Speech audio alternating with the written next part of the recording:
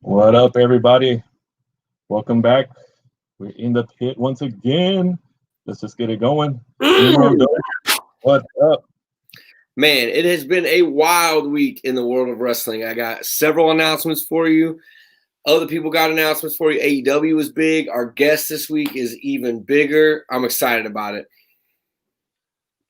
So we roll in the pit. It's always shit to do, shit to talk about. Still people not clicking the dang link. We've always got something lined up, and we've got several things lined up for the next few weeks. Our lineup is filling up quick in the pit. Like, I think that this is the busiest we've ever been, really. Like, I booked a talent this week. I booked someone for in the pit. That's how busy we are here in the pit. You have to tune in and hit the like, hit the subscribe, be following us because we're making big moves already. Absolutely. Like I said, even when Numero Dos is bringing in the talent, then y'all know it's about to get out of control. Mm-hmm. And you can count on it. Well, let's get to our first segment. But we're gonna pause for a second. We'll introduce Ninja. Welcome out of the shadows. Before we get to your segment, though, I know we want to do a shout out to a very special person that we lost in our family this week. Yeah. And I'll let you take it from here. You were much closer to him. He was a great person, but go ahead. Yeah, most definitely. So, if you guys haven't figured out, Southwest Fam and the Militia lost one of our own that's been holding it down for the scene. I'm talking about Mr. Renee Holmes right here. I have a pic of him right here, who's between Tommy and Sam right here. He contracted COVID, and unfortunately, the COVID was so severe, it ended up taking his life and went on to be with the Lord just a few days ago. And you want to talk about another one of us that's been a positive soul to us wrestling groups. I've known Renee for about 8+ years. I primarily known him from the old BLW shows that we go to, and let me tell you, he brings the same energy as everybody else. So every time he's around, he always brings that positive heat and the energy that we always bring up to us. So put a smile on our face. Exactly. And I know God's gonna smile with him up in the skies right now. So everybody cheesy jokes. Laughing at his cheesy jokes right now. Mad cheesy jokes from 100%. So just want to send our thoughts and condolences to the family of his.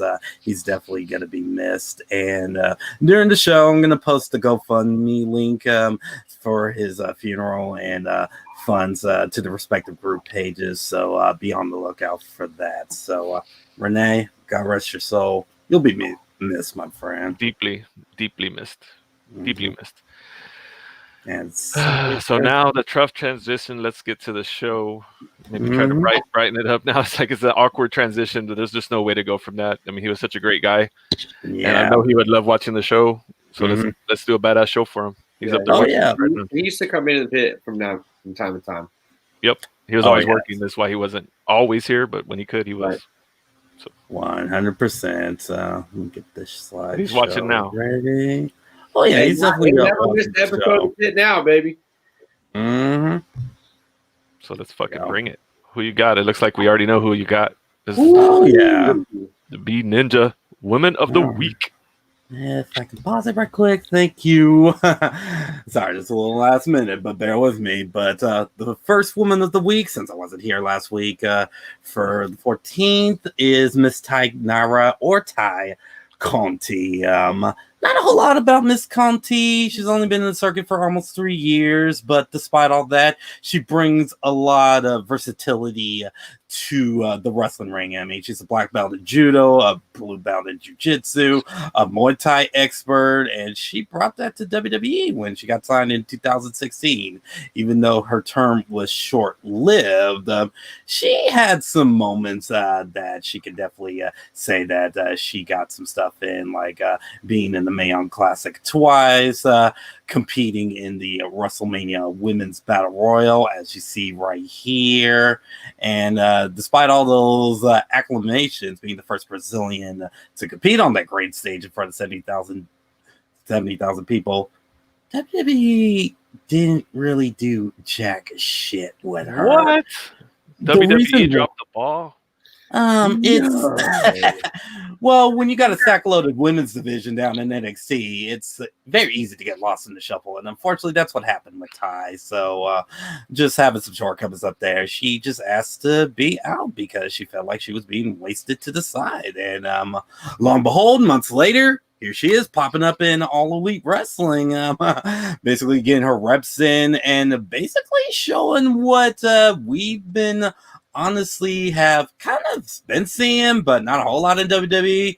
But she is really stepping up not only her game in the ring, but her presence and persona in regards of stepping up her game in the ring and showing off more of her personality. Because, you know, the thing about Brazilian women, they have a firecracker personality and they're mad passionate, especially when it comes to combat sports. And because of that, the reason why I picked her is because of the match she had last night with Serena Deeb. I know Melanie will go more into it later on, but she just continues to show that she, as well as Anna Jay, her partner, which she teamed up with in the Women's Cup, and Red Velvet. Those three right there, I would highly recommend looking out for those in 2021 as far as AEWs, because they've been focusing on the younger talents as of lately or inexperienced. But Ty had a great match with Serena Deeb, just continues to improve. And it's kind of ironic that both of them were in WWE, because remember, right, Serena was a trainer and she was training Ty during the Performance Center. So to see all this coming full circle and another promotion right there, that really detriments what WWE continues to sleep on, and AEW just pick up the scrap and just let them continue and just showcase the potential of future stars. And Ty Conti is hands down one of those future stars, which is why she is my Woman of the Week for this week. Woman of the Week! Awesome, man. Thank you, man. Appreciate you. Hope all is well. Stay safe, stay healthy. And back to the shadows you go. Peace, y'all. Y'all have a good show. I'll be watching. In the shadows. Wow. Great start off. Tay Conti is somebody that is definitely coming up quick. It's been a path for her to walk, but she's killing it, man. And like I said, I mean, and how we're busting WWE balls, Serena Deeb and Tay Conti. I mean, primetime Wednesday night on TNT had a match. Right. WWE couldn't find a spot for them. Yeah. WWE can't find a spot for their own women. That's what I'm saying. Like, it's just, it's maddening. Moving on. So now it's time, and I think you're going to have a co-host for your deathmatch segment. I'm excited about this week. Well, then let's bring in numero uno. Ooh! The ECW shirt on. Pretty cool. I almost wore that shirt, buddy. Yeah. Y'all should have coordinated. Bit twinsies. We got a lot of stuff to talk about. We really and truly do have a lot of stuff to talk about this week. That's why we combined our that's a good point. So much potential from the AEW's women's division. We got a ton of stuff to talk about, though. This is Deathmatch Hour. This is what we're going to start off with. Not hour, Deathmatch, 10 minutes. But we have some killer announcements this week. Some of them are coming from Florida. And for those of y'all that are still watching, we have some deathmatch announcements coming straight out of San Antonio, Texas for you. So stay tuned. Hold on a second. We'll get to that in just a moment. I want to talk real quick about the couple shows we had this weekend. Juanito and I were together for both of them. We watched all of them together, and we've got all the dish on them. So I'll talk about the first show real quick, which was just No Peace Underground. And for those of y'all that don't know, No Peace Underground is a no-ring deathmatch tournament that's or a no ring deathmatch show that's really important to remember based on what we're going to talk about in a few minutes. But basically, it's a stage and an area below the stage on the floor where the talent can come out and fight and wrestle. The good thing about No Peace Underground being a no ring deathmatch places, you can also oftentimes just have wrestling matches in there. They feel more like street fights. Like we've seen guys go in there before and not be so like light tubes and thumbtacks. But it is mostly hardcore street fight style wrestling. And for me, there were several good matches on this card, but really the main things to talk about is the double ending, which Juan, I know you agree. It was super confusing. The ending to No Peace was really confusing. So for those of y'all that don't know, Atticus Cogar has been trying to get the pass-off match from Masada. Masada is at retirement age, and Atticus is trying to get his legend match from Masada. And No Peace was where they really set that off.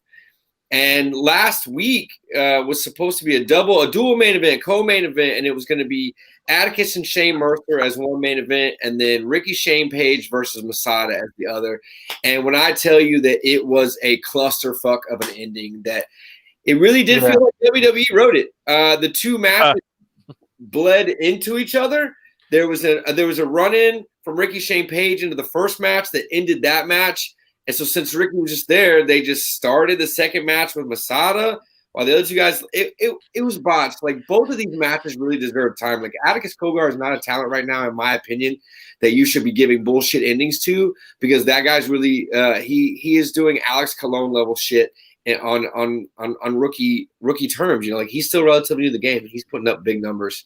And also, I know Ricky Shane Page is, you know, feeling the feud, and he's fanning the flames by going, you know, he's mailing it in and whatnot. But that ending wasn't written by Ricky Shane Page. That ending was written by No Peace, and it was confusing. They weren't great matches that they could have been. But shout out to the John Wayne Murdoch Open Invitational. That was fun to watch. Neil Diamond Cutter showed up and answered it.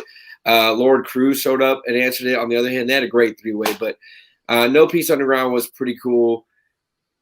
The big highlight of the night, honestly, was Orin Veidt versus Bam Sullivan for the Danny Havoc Hardcore Championship.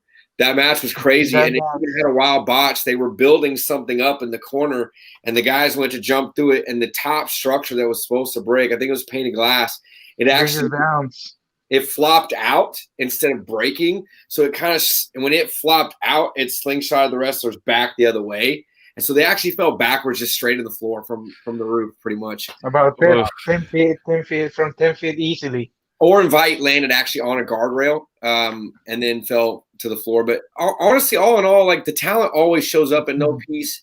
It's just the booking was not great. So No Peace, in my opinion, if I had to give it stars, I would give it probably 2 out of 5. Honestly, it was not a great show. Just doing it. And y'all were looking forward to that one too.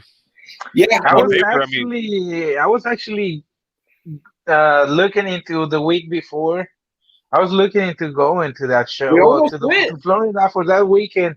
I was about to book everything because it wasn't that expensive to go. Oh yeah, travel's cheap right now. Me and some other friends, another friend, we were supposed to go, and last minute we couldn't, or whatever for whatever reason. And honestly, I'm very happy that it didn't happen because I would have been pissed. I was gonna say spend money in that show.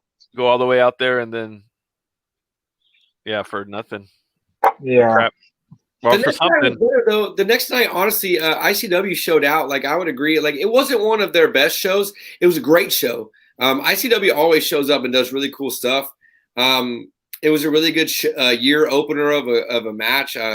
Murdoch took on Shane Mercer. Ricky Page fought Schlack in what we all thought was going to be a brutal, bloody battle, and he mailed it in again. Ricky Shane Page mailed it in again and left with no cuts, no scrapes, no bruises. So he furthers the heel gimmick. Ricky Shane Page is working the deathmatch fans, and Ricky Shane Page is the best heel right now in wrestling. Period. Right. Whether you like it or not, he is the best. No one can top him right now.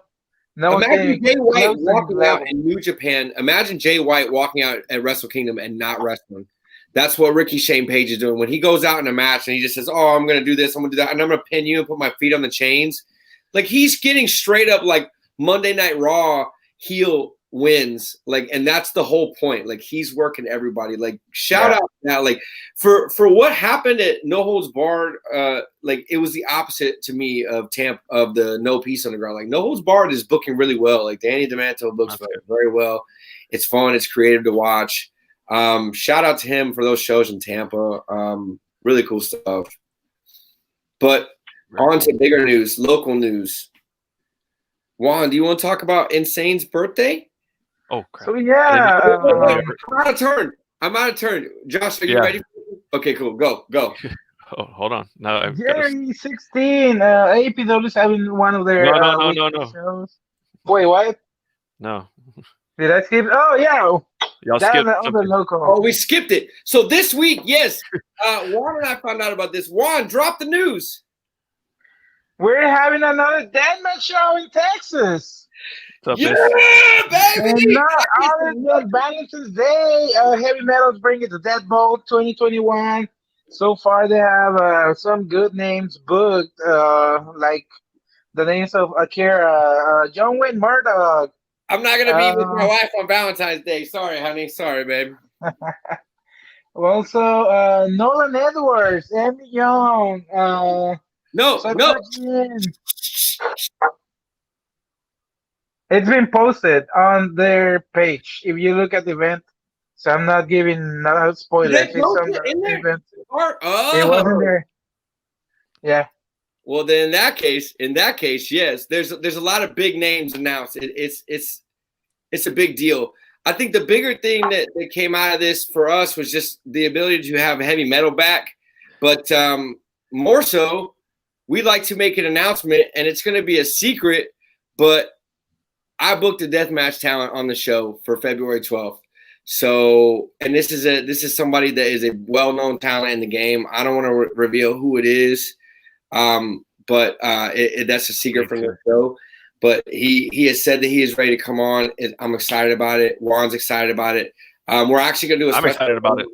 Everybody's excited about it. Numero Uno is actually going to interview this guest with me. If that tells you how big this guest is, like, it's going to be a whole setup. Like, we're really excited about it. But for those of y'all that are into deathmatch and are here in Texas, San Antonio, Heavy Metal is putting on the Death Bowl.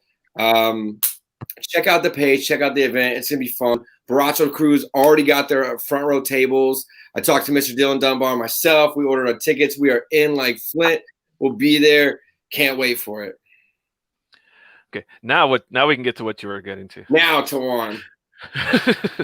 Now, so APW is having their one of the shows, and it just happens to fall during Insane's birthday. So we're gonna throw a little bit of a reunion celebration with the Baracho Crew at the next APW show on Saturday, which we even have some members from out of the city coming. We got people coming from south of Texas. We got people coming from San Antonio. So the Baracho Crew will be in full effect this Saturday. So come and join us, have a drink with us. Come party, celebrate Insane's birthday if you can. I thought you hated that guy. Don't you hate that guy? I don't hate him. Oh. I know someone hates him, but it's not Juan. Oh, my bad. We love Insane, but for real, APW show, it's their first show of 2021. January 16th, this coming Saturday, the Baracho Crew will be there in full effect. We will be heavy drinking. We don't get together very often because we're also separated, but the Baracho Crew will be there. Look for updates on those shows and the heavy metal shows on our Facebook page, In the Pit. Like us, follow us. Y'all should be getting the updates from us. Hell yeah. Very cool. Well, thank you, Numero Uno. All right. For dropping in. Hermano. Bye. I think that was one of the funniest moments of the whole show. You speaking Spanish. I love it. A little thing. I always make the joke that I'm the Disco Inferno of the Baracho Crew because they're all Hispanic and I'm the only white guy. So it's like I'm Disco Inferno and the Filthy Animals. But, you know, they teach me things like puto and bendejo, all the good words. That's awesome. They didn't say you're a cool arrow? as a compliment. I've heard that one a time or two. I've heard that one from them a time or two. I have.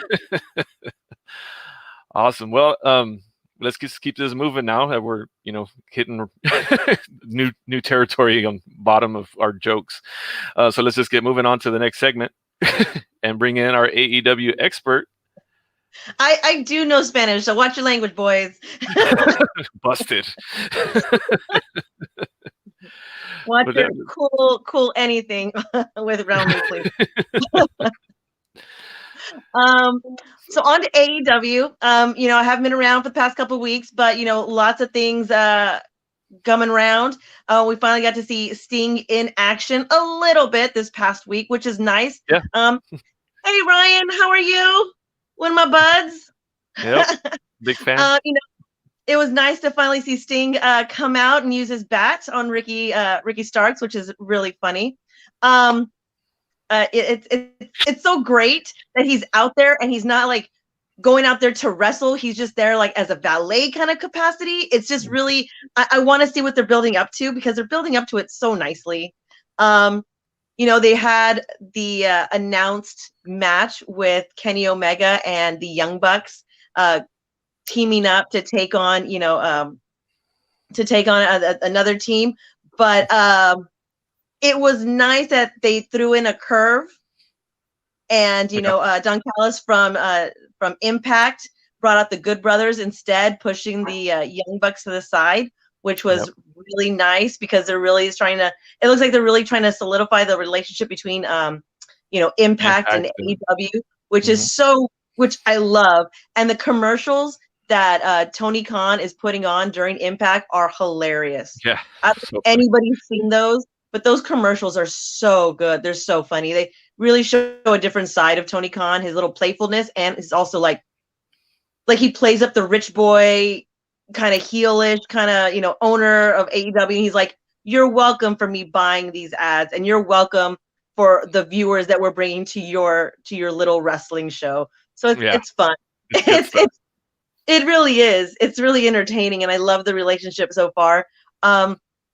We finally got to see Thunder Rosa come back this week. She cut a promo against Britt Baker, so we're going to finally see that match happen February 3rd at Back to the Beach. Fire. That promo was dope. Yeah, she killed it. Yeah, I think that so far this has been like one of the top women's feuds, I agree. if not the feud, because they've been pushing each other really hard. When they attack each other, I mean, they're attacking each other during promos, they're attacking each other in the ring, just the stuff that they throw at each other on social media. It's been built up really well. So I'm really willing. I'm willing to wait longer for this match because I want to see the build up. It's really entertaining, and I'm hoping going forward they keep building women's matches like this because it's a really good build. Exactly. I liked the match with Tay Conti and Serena Deeb, but same thing. There's no build to it, and I understand the belt isn't theirs, but still a little bit more lead up into it would have been nice. But overall, they had a good match. Yes. Yep. I know where Ryan's loyalty lies. There's no doubt about that. There's no doubt. Yeah. And back to one of his previous comments, yes, you need to move to Texas quick. Ryan. Yes. Although I am going to say this, Ryan, Britt Baker has been on a hot streak, so don't count her out. I'm going to go heel on this one, and I might put some of my eggs into the Britt Baker basket. Wow. I think Thunder takes it. I think a heel can lose and build themselves up. And I think that's a big win for Britt Baker, for her, or a big loss for her to lose that and go off and have a temper tantrum. It would really be great for the character. That's true. That is true. And I mean, and I know Britt's been the one that's been in AEW longer, but I mean, I think Thunder Rosa is the one bringing up Britt Baker. Right. Like, you know what I mean? Because her in-ring ability has been questionable to say the least. Nobody cared about Britt Baker till for the Thunder feud. Honestly, everything else was forced until this. Like she was getting go home heat before, and now she's getting real heat. which is good because she was getting like, we're tired of seeing you, Heat, like go away. Yeah. And now it's like, and now she's like, we're looking forward to see her Thunder Rosa work. So yeah, I agree. super I mean, biased, this is by the way, but like super really biased. entertaining. Yeah. No, it's definitely been really, really entertaining. You know, I love the feud. I love the buildup. I want to see if anybody comes out to defend Thunder if Rebel decides to interfere. So I like to see if they're going to continue that. Yeah. And then you know, the other match I really, really liked was the Brian Cage versus Darby Allin match. I don't know if you guys caught that. I loved it because, you know, there is way better than I expected. You know, they did well with that. They did really well. I mean, he threw him out of the ring onto the bell ringers table.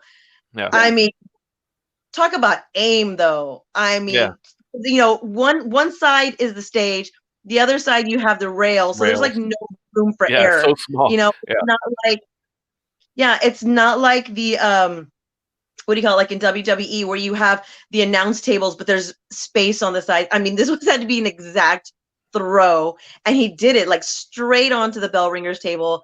You know, Darby's bleeding, he's getting beat up, but in the end he takes it, and then of course Sting is there to even the odds. But you know, I liked it. They've been, you know, this had some hype going into it. Yeah. You know, they don't have Darby like they have Cody. You know, Cody was like defending, which was great. Yeah, which was great for Cody. Yeah. But, you know, Cody needs to do that. Yeah, Cody needs to do that. Darby's a different animal. Darby, he really doesn't. And, you know, when they have him just walking out and then they have him just staring and he's in his suit or with his skateboard, sometimes that's all you need. Or he's like perched up in the, you know, in the rafters, whatever, just kind of watching. That's all you need to keep building. You don't have to keep having him fight. Right.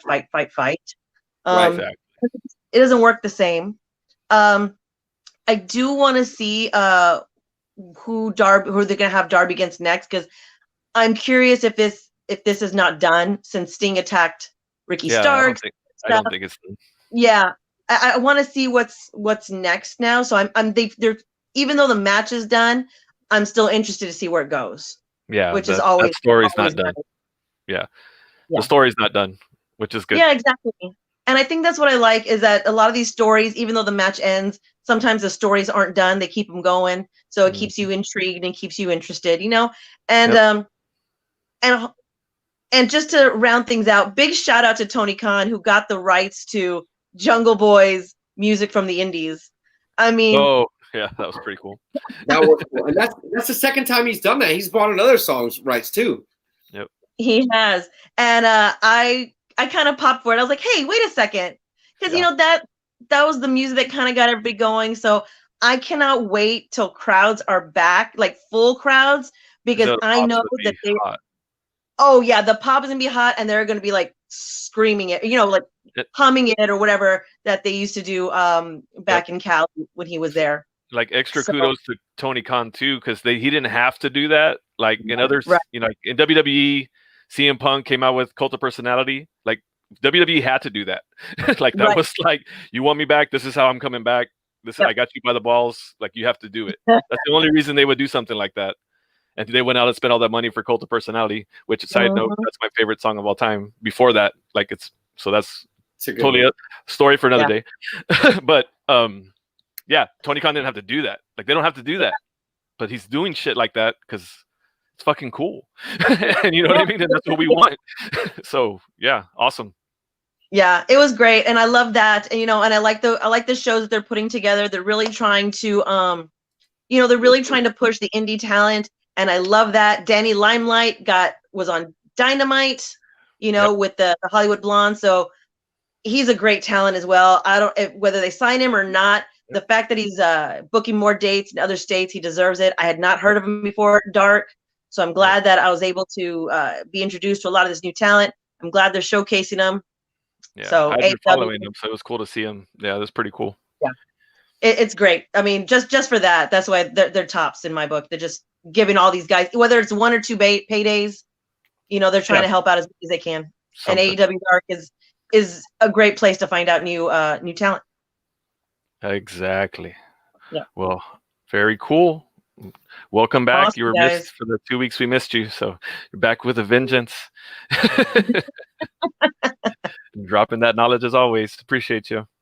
All right, thanks, guys. I'll talk to you next week. Yep. Next week. Be safe. Next week. Bye. Very cool. Yeah, that energy is always nice too. Like it wasn't quite the same the last 2 weeks without our AEW energy. So different. we're gonna do a small segue. We're gonna talk about PPW real quick, just because. So we're just gonna do this and start there. And just first of all, I want to be clear for anyone watching. I've had a lot of questions, and this is just the business side of it. Social distancing. We're going to have checking temperature at the door. Anyone with a fever will be, refunded and not let in. You'll be spaced out by your pod or group of people that are coming, all these things. So basically everyone is going to have assigned seats as you get there. I've had a lot of questions about that. So get your tickets because the venue's very large, but we're going to space this out to where we're all going to be safe. So that's limiting the tickets. So get your tickets ASAP as possible. And if you got that, then you're cool. I agree. If you don't see that comment, Ryan has made a fantastic point that Roxy is getting a reality check. There's people making bets. I've seen a $20 bet with the promoter from GCWA saying that that's wrong. So it's very interesting. There's no way that Maddie walks out of PPW without that title. There's no way. I can't wait. So from that, we'll bring in our guest who kind of knows Roxy a little bit too, and is going to be at PPW. Someone we've been wanting in the pit for a long time, Mr. ASF. Welcome to the pit. Thanks for having me, guys. Can y'all hear me? I can hear you, man. I can hear you. So glad for you to join us, man. I've been wanting you in here since I started the show, so I'm excited. I know. Well, there was a few times I think. Yeah, it was so easy. He's like, "Yeah, of course." I'm like, "Oh, damn it!" So, well, y'all have some shows that y'all were doing that would come on right after us. So I always felt like I didn't want to step on toes and whatnot. So, but this looked like a good opportunity because we're getting revved up for PPW next weekend. We announced your match a couple weeks ago with Alex Arsenal. So we can start with that, and then we can go to the interview. So what are you thinking about your matchup with Alex Arsenal? It's a first time ever matchup. Nobody has ever booked me against Alex Arsenal. He's a really good wrestler. I think I have more experience over him, maybe like a year or two over him. I believe so, yeah. He has size and all that, but that really doesn't matter. Alex, I'm really looking forward to facing him. I've seen some of his stuff. Obviously, he's seen mine because we're from basically the same region, kind of. Pretty close. I'm really excited to get in the ring with him. I've heard a lot of great things from like my peers talk really highly of him. So I want to see if he's all that, if he can back up all that hype. Yeah. And to full disclosure, he was, whenever I let him know who I was booking him with, he's pretty stoked about it too. He was in the pit before the match was announced, so we didn't get to talk to him live. But of course I've talked to everybody. And yeah. And also, I don't know if you were watching when we made the announcement, but I've kind of put up extra pressure on y'all to say that y'all are going to be the match that steals the show. And so, yeah, no pressure that the promoter's telling people that y'all are the match that's going to steal the show when we have 3 title matches also on the show. No pressure. Nice shirt, by the way. I'm saying, look at that. See, coordination. Twinsies. Twins. So how are you feeling, ASF, coming off your match at the last PPW event? I know that was there was some definite tension in that match. That match was crazy. How are you feeling coming off of that? The triple threat match with Richie and Bryson. Well, me and Bryson go back. We're sort of like brothers. We got kind of close to the tag team, kind of broke up just due to our dates being different. And then he cried his way into my match, but the outcome was still the same. I still came out champion. I feel great. Yeah, and new. I feel great, honestly. I'm really excited for the upcoming matches and shows that I have, PPW being one of them, being one of the top ones on my list that I wanted to wrestle for, because last time it was a joint show, right? GCW, PPW. So yeah, technically that was a GCWA match, right? Even though everybody's remembering it as a PPW show as well. But I mean, ASF knows that was always in the PPW family. He's always been people. Anytime I've tried to book a show, he's always someone I've contacted. So, well, we were booked as you booked us as a tag team, as a faction, yeah, a faction, yeah. Him, his wife, and Stuffbatch. Yeah, the SUS or SUS or however y'all wanted to, however y'all. Sus. We didn't think twice. We didn't think about it. Sus is like suspect. Suspect for like kids nowadays. We didn't think about changed. That. After it, we were like, let's just roll with it. Yeah. Yeah, it was simply Ungrateful Studs, right? That's what it stands for those that didn't know. Yeah, go ahead. So do you feel like there's any, I mean, obviously Bryson showed up at the end in the PPW match and affected that as well. Yeah. Yeah, the main event. So coming into this show, do you feel like there's any fallout from that? Do you feel like you're going to be looking over your shoulder for Bryson at all, or? Honestly, yes, because you never know. Like me and Bryson have conversations here and there, but I get that off feeling sometimes from him. The I want something and I want to take it, which is what he does, which is what I do too. So if Bryson wants to get involved with me and Alex Arsenal, I'm already ready for that. I have an eye in the back of my head, just waiting for him to come out. And then he's also in the main event, so should he be watching his back? Maybe, probably. I don't know. Why would I give away my secret here? We're trying to dig, man. We're trying to be journalists, digging for the deep, juicy stuff. I'll help Chandler win that title, just because it's his other ex-tag partner. That is interesting. That is very interesting. They should have y'all go against each other, former tag partners of Bryson. That's funny. So what we normally do, we like to introduce the talent to our fans that maybe don't know. Like, we know you. We've seen you work. I mean, most people around here do, but we know this is streaming everywhere. Who knows could see it. So we're going to go back to the beginning of ASF and what got you in the business? Were you lifelong childhood, always a wrestling fan, couldn't wait till you could get in a ring? What's the story of how you're, now ASF? The story behind it, pretty much when I was younger, I was maybe 4 or 5. I live in Laredo, which is border town to Nuevo Laredo, Tamaulipas, right? It's Mexico. Mm-hmm. So every Monday or Sunday, there used to be a lucha libre event at an arena called Cuatro Caminos.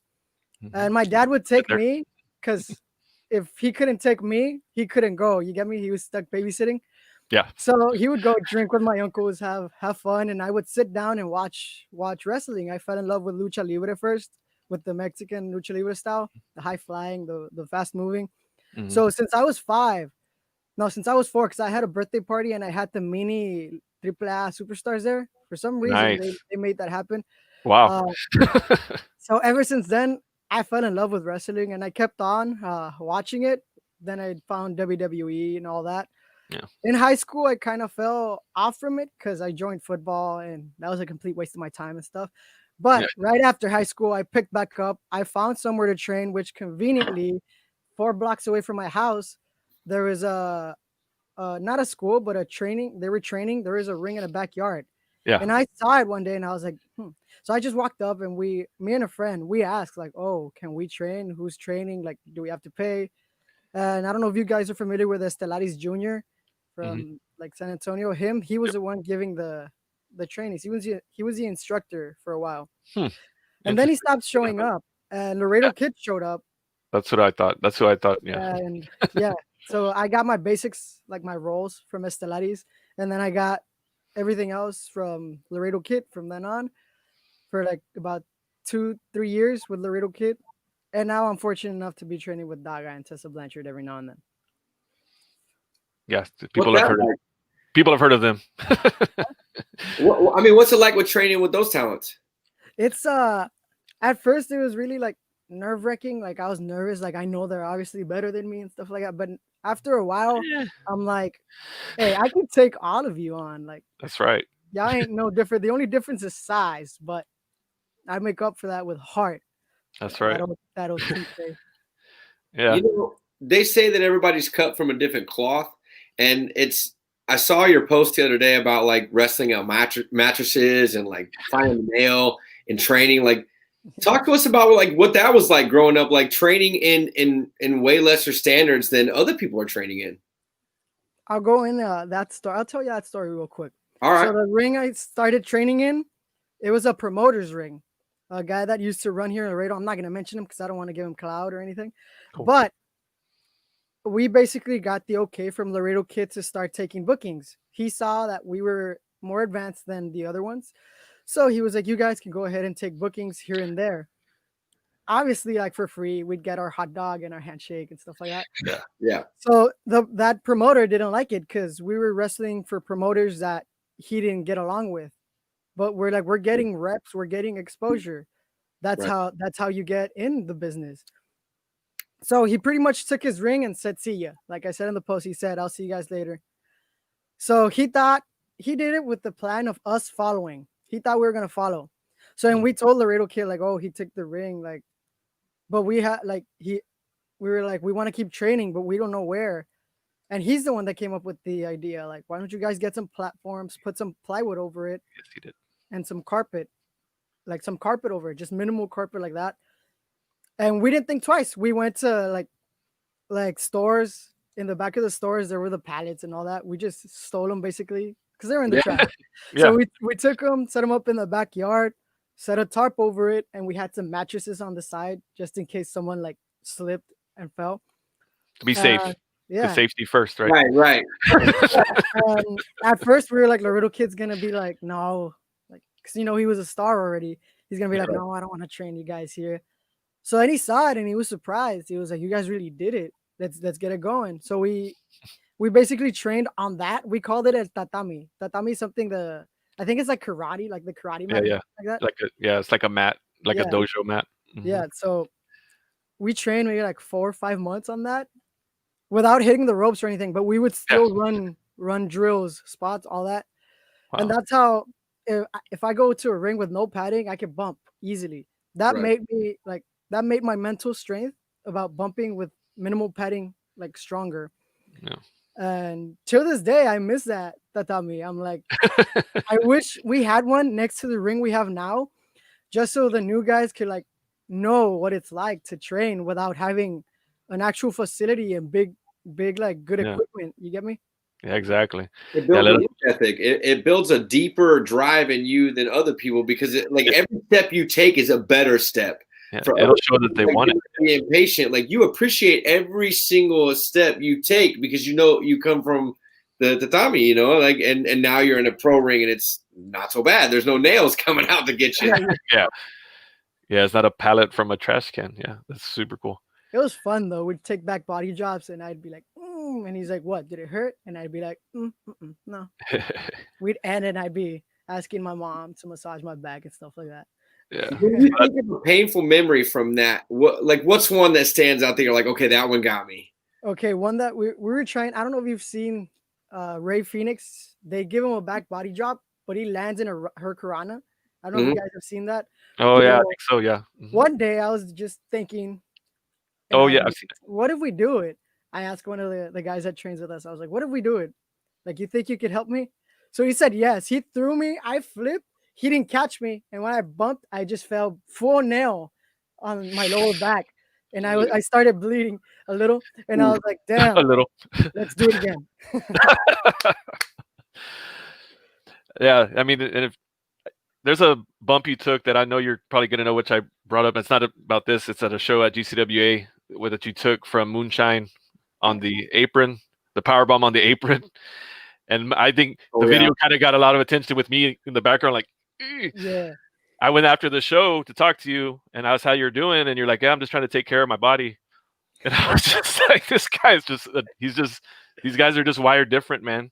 Like, they're just wired different. He's like, yeah, I'm just trying to take care of my body. Like, that's literally what he told me after he took a power bomb from Moonshine on the outside apron. I should have thought that twice. I should have thought that over before I dove on Moonshine. I thought I was gonna take him out, but Moonshine, like me, the size difference. Yeah. I didn't think it way through. But it's a great spot. It was good for the little clip. Yeah. You got a lot of attention. So speaking of that, like coming out of that environment, like talk to us about the first time you really got a big break at a show. Like when were you really like discovering you're like, oh, this is my break? Honestly, at first I wouldn't leave my little town of Laredo. So, and I would get frustrated, like, why isn't anybody noticing me? Why isn't anybody like throwing my name in there with the best like high flyers or something like that? Mm-hmm. And then I discovered heavy metal. Like they used to have the Thursday shows at the warehouse. Yep. Heavy Metal Thunder. Yeah, Thunder. Because Dempsey and Jonathan Life, they would go every Thursday. Yep. And I just messaged Dempsey one day. I was like, hey, like, do you mind if I tag along with y'all? Like, it doesn't matter if I don't get a match. And he's like, you'll get a match. Don't worry. And then I didn't go. I told him I can't go. I can't go, bro. I have to work. I couldn't get off work. So I felt bummed. But then I messaged Dunbar, the owner of Heavy Metal. I took a chance. I just went, hey, do you mind if I go? I know you guys do a certain type of style. Like, I'd be honored if I could get a chance or whatever. He said, yeah, man, go ahead and come through. So I asked another wrestler from here, George Wolf, Matt One from What a Team. I don't know if you guys are familiar with him. Yep, What a Team. We went, and he was just there for support, just to support me. He just took me because he's like an older brother to me. Mm-hmm. So he took me, and Dunbar's like, can you guys work Perfect Enemy? Which is Rodney Mack and Pliskin. And I was like, well, I mean, yeah. So I was nervous already because Rodney Mack and Jake is two big guys, two big tough dudes. And Madwan would tell me like, don't worry about it. Just get your stuff in, and then they could kill us. So I was like, okay.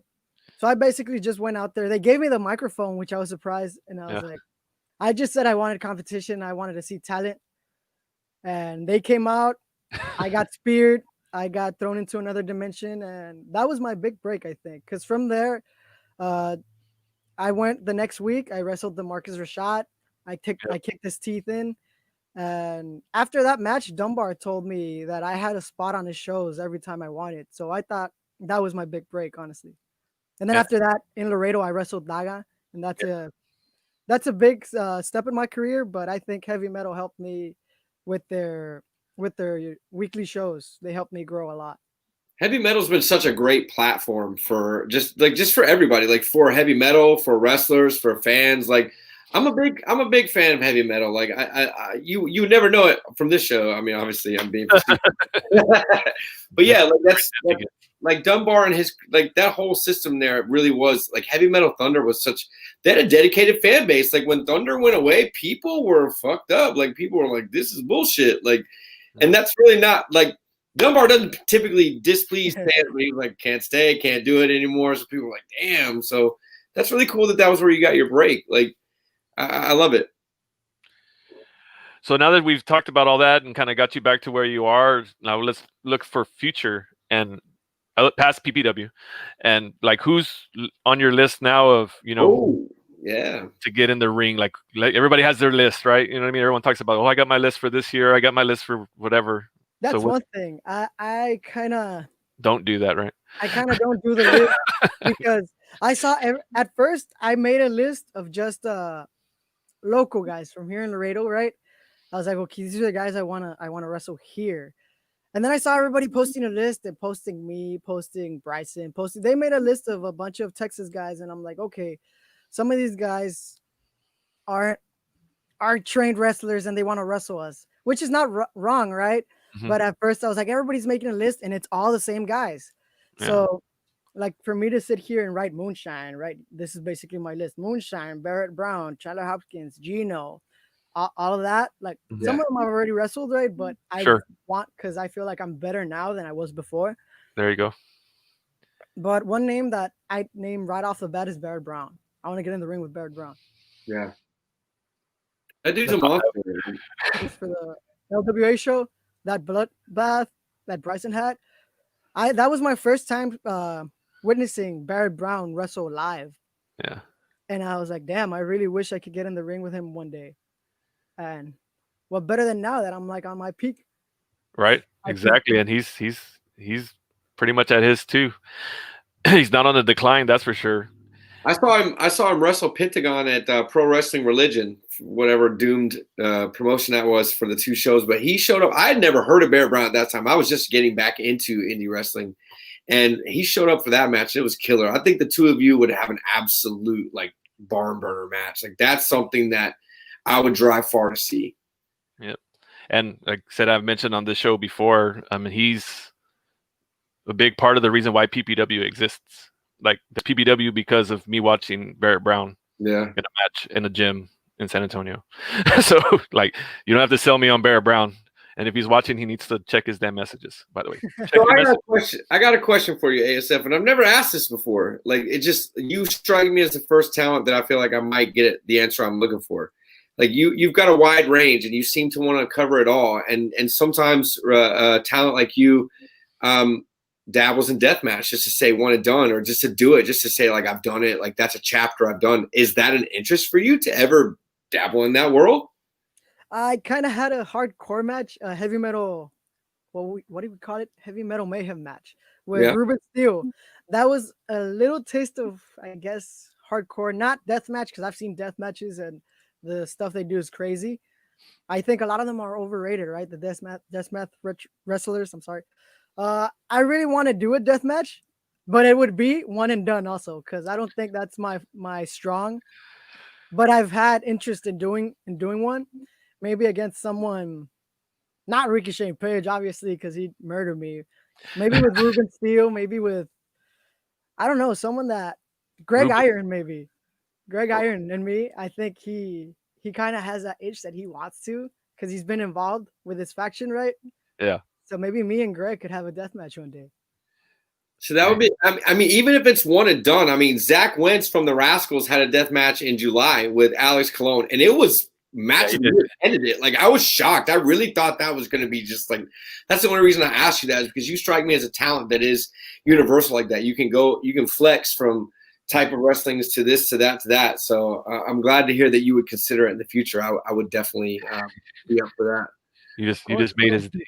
He just made his day. He's gonna start calling promoters now to get that booked. Yeah, I would text Dunbar. I just text him 100 times till he books it. Like I just bother him at 3 a.m. Do it. Message Dunbar. Tell him to book me at that Deathmatch Bowl thing with Greg Iron. Hey man, I'll tell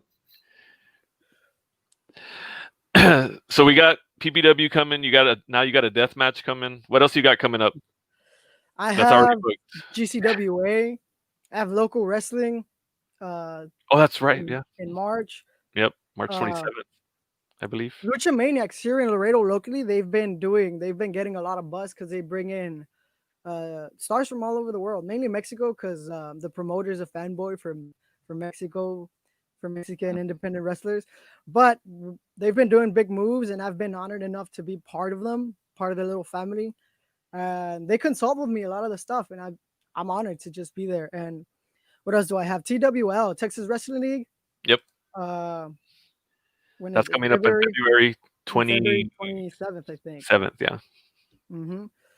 And they're finally making their comeback. Pretty much it, because I have minimal bookings due to the pandemic.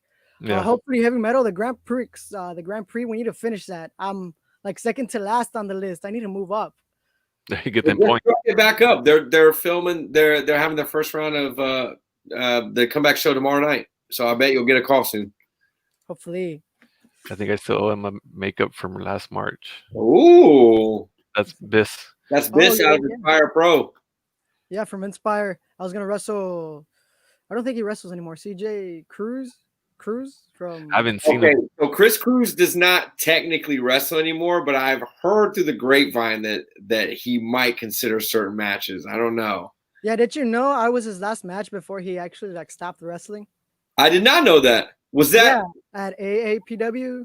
Yeah, the school AAPW. I went to work with him, and he puked all over my ass, like my butt. Why? I don't know. Maybe he couldn't keep up. Maybe that's why he stopped wrestling, because he couldn't keep up. He puked on you? He puked on me. Yeah, I had a little thing. Yeah, he's scared now. Yeah, so I made him rethink what he was doing in the wrestling business. And I don't say that about a lot of people, but come on. After you had a really good match with me, why would you stop wrestling? Sure. That's understandable. Maybe he felt. I mean, in general, a good match in general. Like if you had a really great match, like why would you consider stop? Like to Maybe stop? he just thought he couldn't do any better than that. Like he made it. That was it. I did what I came here to do. I had my match with ASF. Nah, I think he had some problems or something. I don't know, but yeah. Very cool, man. Well, so that's about it for the segment. What we do in the pit. I don't know if you've watched many of the interviews, but we always end with a go home segment, where Numero Dos and myself do kind of like rapid fire questions, mostly not involving wrestling, just random, like quick fire. You get 5 seconds, but it's an AEW 5 seconds, so it could be like 20 seconds because they don't count. And and we just go back and forth. It's 20 questions. So ASF, are you ready to go home? Let's do it. All right, ASF, what is your favorite dinosaur? T-Rex. What is the least sexy name? Honey. Oh, good. I'm glad he didn't say Bradley. What time do you usually go to bed? I don't sleep most of the time, so like 5 a.m. Wow. Really? In 40 years, what will people be nostalgic about? Fortnite. Yep. Yep. If ASF wasn't your initials, but it was still your gimmick, what would ASF stand for?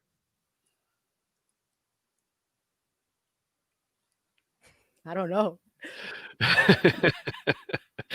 I saw that question too. I was like, man, that's a good one. That's going to be a tough one. I stopped him. Is he stumped? Adrenaline, sexy, fire. I knew sexy was gonna. When I created that question, I was like, I bet he's gonna say sexy for the S. Toilet paper, over or under? Over. Correct. French toast or pancakes? Pancakes. In one sentence, how would you sum up the internet? It's a toxic place where people go and fight. Pick a number between 1 and 10. 7. Oh my God! What mythical creature would improve the world the most if it existed? Would improve the world? Yeah, if it actually was a real thing. What's it called? The one that's half horse, half man? Centaur. Oh, a centaur. Yeah. I gotta agree with that one. That would be like if I was doing some shit I wasn't supposed to be doing, and that guy rolled up on me, I'd be like, okay, I'm done. I'm good. We're good. Thanks. Yeah. Do you think you have an ex that's still in love with you? Probably not. What would be the creepiest thing you could say while passing a stranger in the street? The creepiest thing? Yeah. Nice toes. That would weird me out. Wow, that's kind of creepy, yeah. All right. How far would you run from something that was chasing you? And if it catches you, it's going to kill you, but it's never going to get tired. So how far are you going to run from that thing?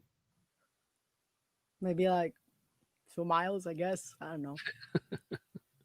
I'll stop. I'll be like, okay, go ahead. I mean, if it's never going to get tired, why keep running? Yeah. You're a mad scientist. What experiment would you run if money and ethics were not an issue? Time machine. Cool. Do you remember your childhood phone number? Yes, I do. Cool. You want me to say it? You don't? No, I don't want you to repeat it. Someone's going to call it. I was curious if you remembered it. If Texas was represented by food, what food would it be? Oh. A steak. Mm-hmm. Take it. That was what I was going to say. In your own personal hell, what do you have to wear every single day? In my own personal hell? Yeah, so a bad thing. Yeah. A shirt that would fit me 3 times as big, like a 3XL shirt, maybe. Understandable. If you had a robot for the entire day, what would you have it do? Clean my house. Yeah. That's what I would do too. What color is your neighbor's car? Orange. Nice. That should be easy to remember. It's horrible color. Sorry. Did I say that out loud? Sorry. No offense if your neighbor's watching.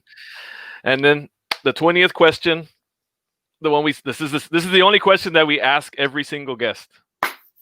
Some get it right, some get it wrong. There is a right and wrong answer. Do pineapples go on pizza? I'll be honest with you. I've never tried it, but just off the looks, no. Boom! And that's why we're twinsies. And now Brad's mad. Finally, he's on a streak. He was on a streak. I was on a streak. I got like 5 in a row. It felt like forever. And Thunder Rosa got him, so he thought that. I got an AEW superstar. I was like, that don't count. But now ASF said the future deathmatch star ASF. One day, I'll like it. Maybe if I try it one day, I'll like it. But right now, you said no, so we're going with that. Don't give him any.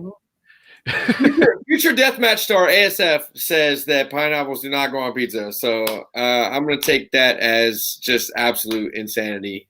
You know. This always gets the comments going whenever we do that. Every time, everybody this is the most divided question ever. This is the Red Sea, man. Like you're either left or right, man. Julio said he's gonna take me some, so he always says that. He's the one that started this stuff anyway. But anyway, all right, man. Thank you so much for jumping in the pit with us. Thank y'all for having me. Finally, I know it was my fault. I should have asked you a long time ago, but here we are. Shout out all your social medias, ASF. Tell everybody where to find you. Y'all go ahead and follow me on Twitter and Instagram as the ASF_27. And if y'all could go to YouTube and subscribe to my new YouTube channel, Yo Soy ASF. I have 2 videos right now, but I'm gonna be uploading frequently. Make sure and go subscribe, guys, please, and hit that like button and the notifications bell. All that good stuff. Hell yeah. Very cool, man. We'll see you soon. Be safe. You guys take care. Se bañan. See you next weekend, brother. I see you. Se bañan. Man. Honestly, and I feel like a freaking idiot for not having him sooner. I mean, he made it so easy too. Like I asked him, he's like, sure. Like nothing. Like he didn't ask when and maybe and if I can make it. Like he was just like, yeah. And I was like, damn, I've been waiting for you in this thing for a year. Yeah, it was great, man. Are you closing on PPW news? Do you have news? Do you have news for PPW to close on? Because if you don't, I have a big announcement. No, you're good. Like, no, we've announced all our matches. I did not know this. I did not do my research. I was too busy marking out about this, and Juan has informed me that Heavy Metal has announced the people for the show, which means that I can announce our guest in the pit. So I just thought I would let everybody know real quick the guest that we're going to have February 12th, the weekend before the Heavy Metal Deathmatch Bowl or the Death Bowl, is none other than the Duke himself. John Wayne Murdoch will be in the pit. He's excited. I'm excited. Numero uno.